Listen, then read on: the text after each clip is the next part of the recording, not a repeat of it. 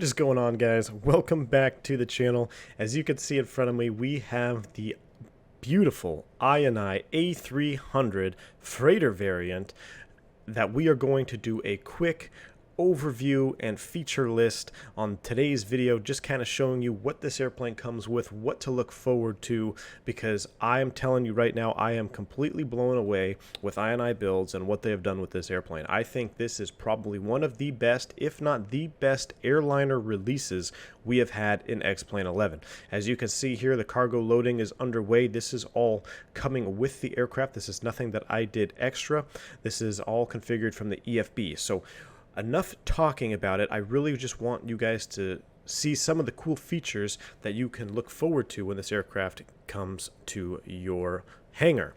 Now, you guys know that I am typed and I fly the A320 series in real life, so I've been extra excited about this airplane because I really wanted to see how the older version of the Airbus worked and kind of compare what did the A300 have, what made its way to the A320 series of airplanes, what didn't. So I think it's a really cool airplane that we have here in Xplane 11, and I cannot wait to show you guys more about it. So you could see here, and you guys have seen from the screenshots and the trailer videos, I'm sure, how beautiful the exterior of the airplane is.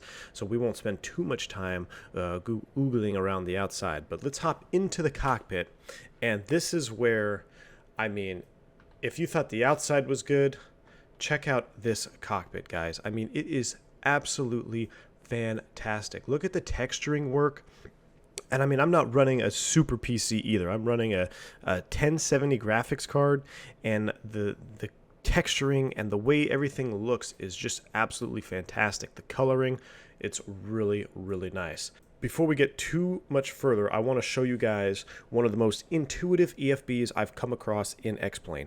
This EFB that ini has for this airplane is absolutely fantastic.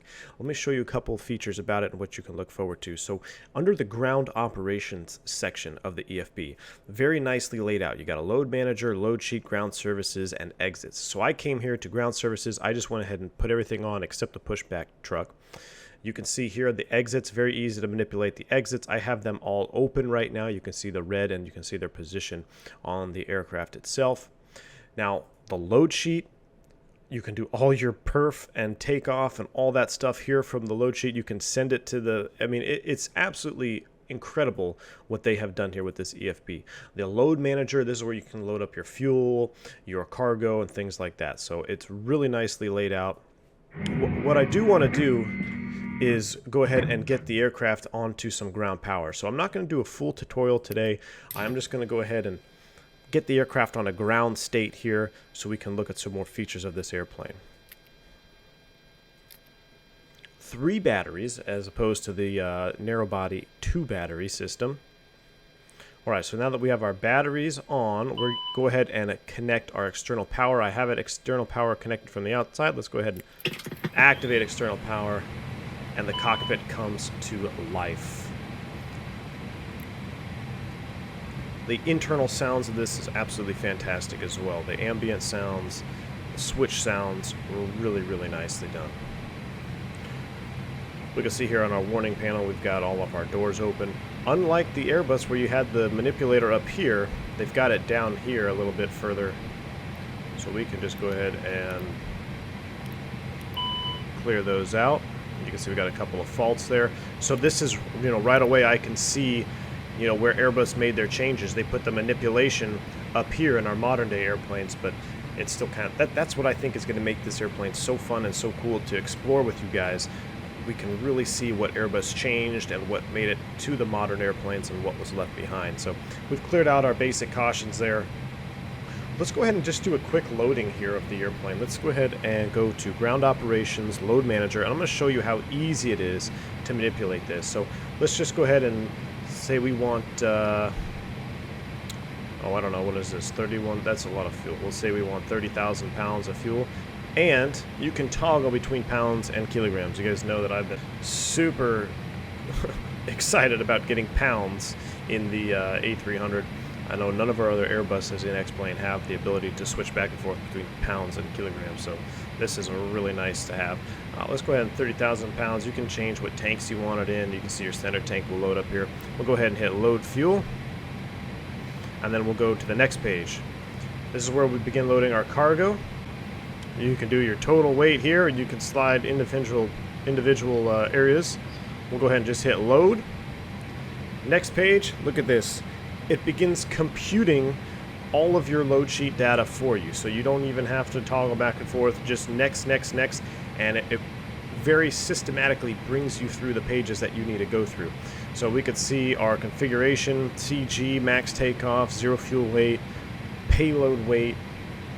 Really nice. So some other really cool features for the... Oh my god. Some other really cool features for the EFB is your ATIS menu here. We can come in here and I'm just going to put in Oakland, California. Go ahead and go update, query, brings up your ATIS. Now you can see I've already thrown in my departure METAR and my arrival METAR because I've got the aircraft loaded from Oakland to LAX. But I mean, you just come right in here. I mean, let's say you want to do a different one. You can just do Phoenix. You can query Phoenix. Maybe you're checking your alternate weather, and then you can update your departure or your arrival. Now this won't update because it knows I'm departing from Oakland, but I just think this is such a cool little feature to have in the EFB. Makes it really easy to check your weather. Kind of simulates like an ACARS that we have in our current airliners right now, but it's just really nicely done. You got your departure, arrival METAR. You can check out an alternate. You can update it and throw it in there as a reference. So the ATIS part of the EFB is absolutely fantastic.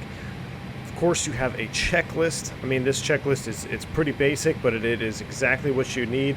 This is kind of along the lines of how my airline operates. We have a bunch of flow patterns and a bunch of stuff that we do that is not written down, and then we come through and run through a basic checklist. So this is a really nice checklist. I think it's actually probably right out of the Airbus handbook. It looks very Airbus standard, if you will, but a nice checklist here, handy to go through. Also, your panel states, you can set all of your different panel states, and then you can set them default. Of course, I like cold and dark. That's my default. I have that set. You could save current states.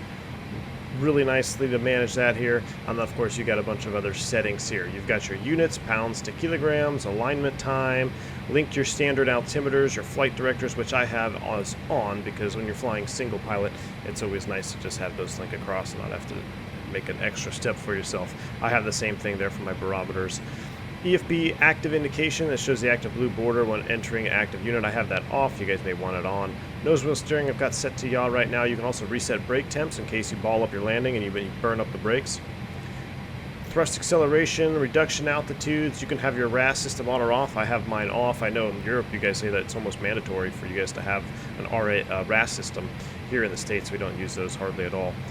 Pause at top of descent, off, on, and then of course all your other sounds in the aircraft. So really nice to have that there. Takeoff data page. When you're ready to go, you load in your wind, outside air temperature, QNH, your runways, and it will populate all your speeds for you.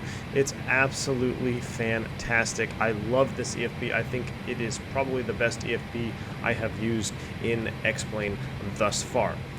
Alright, so we've kind of gone through the EFB. I've showed you how fantastic the cockpit is.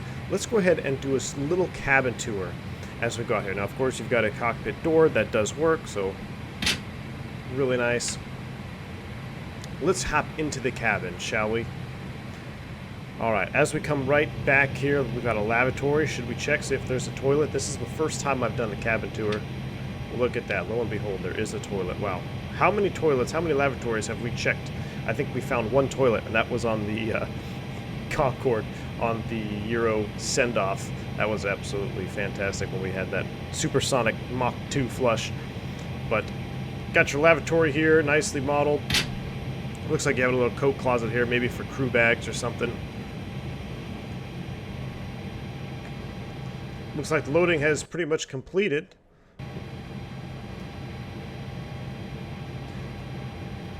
Some jump seats there. I know a lot of guys that jump seat to and from work on UPS. It's probably one of the best, most comfortable ways to jump seat because you don't have to sit next to a bunch of passengers. You have nice leg room. You can hang out here. We also have, check out this. Can we open?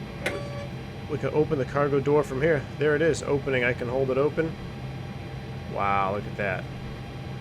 Lights, let's turn on the cabin lights. Look at this. Door L1 unlocked. That is really cool. All right, so I opened the door from the panel, as you should be able to. Wow, looks like we've loaded up some cargo. That wasn't here before. We've got our ULDs in here. Look at that. Here's another cargo panel. Let's see if we can close the door. Yep.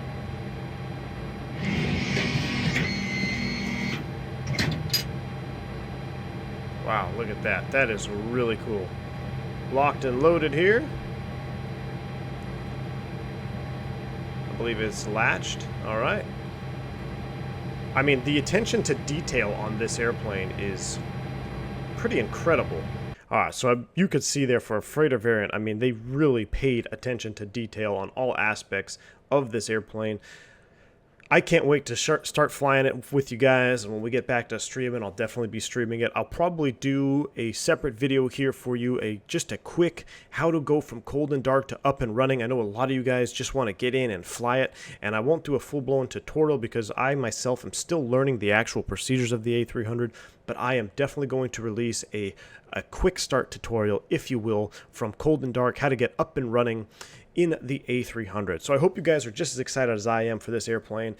It is going to really change the landscape and setting the bar for future aircraft developers who release airline aircraft, in my opinion, on Xplane 11s. All right, so I hope you guys are just as excited as I am about the A300. I'm going to leave you here with a couple of screenshots that I've been taking from a couple of my flights up and down the California coastline, just getting used to this wonderful work of art.